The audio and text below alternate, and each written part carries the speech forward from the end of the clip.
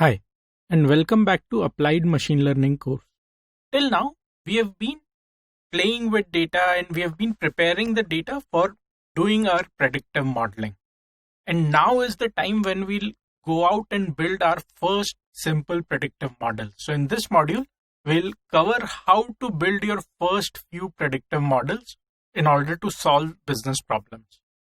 Now, before we do that, let's just do a quick recap of what all have we looked at till now.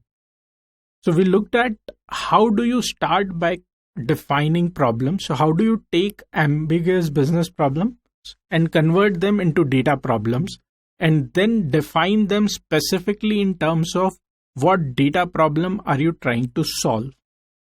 Once you've done that, you go ahead and build hypothesis.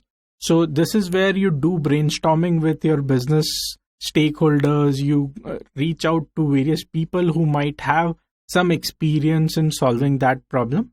And you create all of that intelligence to create a list of hypotheses. Once you have these hypotheses, you go out and extract the data necessary to either prove or disprove these hypotheses. In order to do that, you might need to do exploration and transformation, which we looked at in the last module. Now that you have this data ready, we are ready to look at building our first set of predictive models. And interestingly, one thing which I've learned over years is you don't need a lot of data science knowledge to build simple predictive models. You can start by doing simple things which can go a long way in helping you build a more robust predictive model later on in the journey. Let me explain what I mean by that. Right, so we will start by a simple or a very basic model.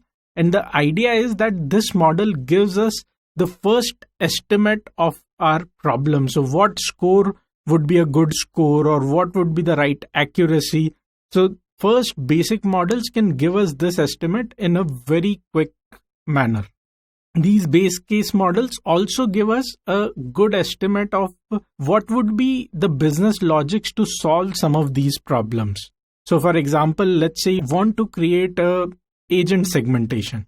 So these base case models would be something as simple as creating averages at a segment level, which is what the business would anyway be doing at their own end. So if you talk to a sales manager, they would have some kind of agent segmentation in their mind.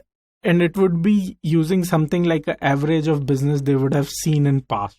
So what these base case models do is that they give you a good estimate of what is the basic score you should expect from your models. And your predictive models, which are much more granular than this, must do better than this.